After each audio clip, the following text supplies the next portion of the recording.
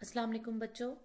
तो आज की हमारी ये वीडियो शाम रंगीन के हवाले से है, जो कि हफीज़ जलंधरी ने लिखी है और जमात हश्तम की उर्दू की दरसी किताब में मौजूद है। तो आज हम इस वीडियो में इस नज़्म की मुकम्मल तशरीह और खुलासा जानेंगे।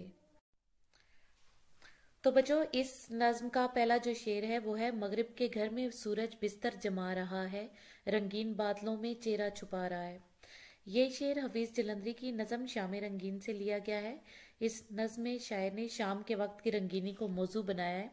शायर कहता है कि जैसे ही शाम का वक्त हुआ, सूरज के जाने का वक्त हो गया है और वो अपने घर की जानिब वापस लौटते हुए अपने घर बिस्तर जमाने लगा है। सूरज के गुरूब होने का मंजर ये था कि वो रंगीन बादलों में अपना चेहरा छुपाए हुए था। दूसरा शेर है हमारे पास, किरणों ने रंग डाला बादल की धारियों को, फैला दिया फलक पर गोटे किनारियों को। तो इस शेर में शायर कहता है कि मैं सूरज घर को ही नहीं लौटा, बल्कि जाते जाते इसकी किरणें आसमान पर ऐसा मंजर पेश कर रही थी गोया उन्होंने बादलों की धारियों को घेर रखा हो।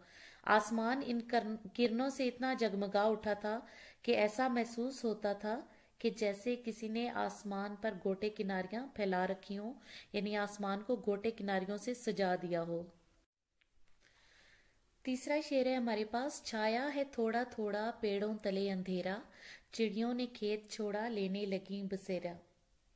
इस शेर में शायर कहता है कि शाम होते ही पेड़ों तले जरा जरा अंधेरा छाने लगता है, जबकि चिड़ियां और दीगर परिंदे जो दिन भर खेतों में दाना चुगने में मसरूफ थे, उन्होंने भी अब खेतों को छोड़कर घरों का रुख किया है और अपना बसेरा तलाश करने चल पड़ी हैं। यहाँ पे हमारे साथ एक और शेर है इस नज़्म का, कलियों के कहकों से मामूर हैं हवाएं, परियों की लोरियां हैं ये रस भरी सदाएं। इस शेर में शायर कहता है कि शाम के वक्त फिजा में बहुत खूबसूरत महक फैली हुई है।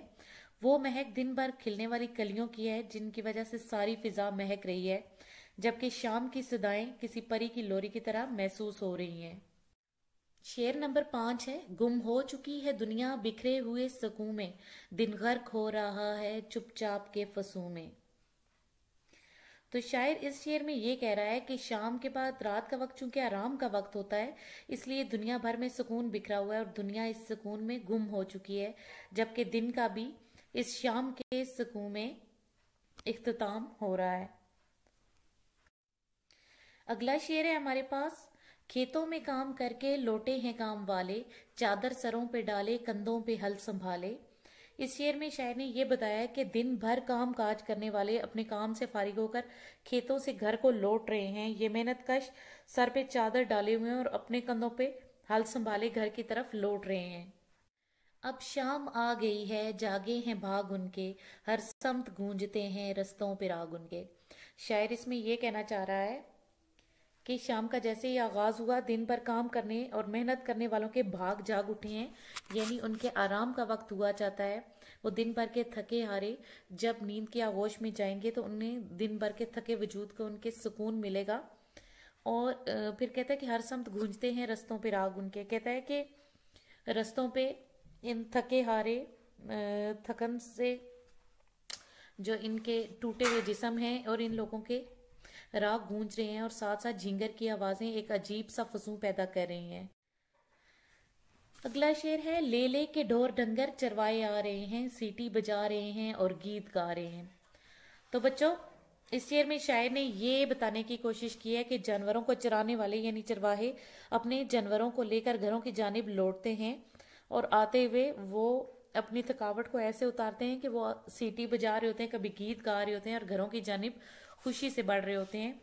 तो बच्चों, इस नज़्म में बहुत खूबसूरती से शाम के मंजर को पेश किया गया है कि कैसे शाम का वक्त होता है तो सूरज जो है मगरिब की तरफ गुरूब होना शुरू हो जाता है। उसमें बहुत खूबसूरत मनाजिर हमें देखने को मिलते हैं। सूरज की किरणें जो हैं वो बहुत खूबसूरती से पूरे आसमान को ढांप लेती हैं। तो बच्चों, इसमें आपने शाम के तमाम मनाजिर के बारे में जाना कि कैसे सूरज गुरूब होता है, कैसे वो आसमान को उसकी किरणें ढांप लेती हैं और मुकम्मल एक बहुत खूबसूरत मंजर दिखाई दे रहा होता है। चिड़ियाँ, परिंदे, जानवर सब और खेतों में काम करने वाले, इवन कहीं भी किसी भी जगह पे काम करने वाले सब अपने घरों को लौट रहे होते हैं। तो ये तमाम वजाहत सुनने के बाद आप इस काबिल हो जाएंगे कि इस नज़म का खुलासा और तशरीह बहुत अच्छे अंदाज में लिख पाएंगे। उम्मीद है आपको मेरी ये काविश पसंद आएगी। अगर आपको मेरी ये काविश पसंद आई है तो इसे लाइक करें, शेयर करें और मेरे चैनल को सब्सक्राइब करें। Thank you so much. अल्लाह हाफिज़।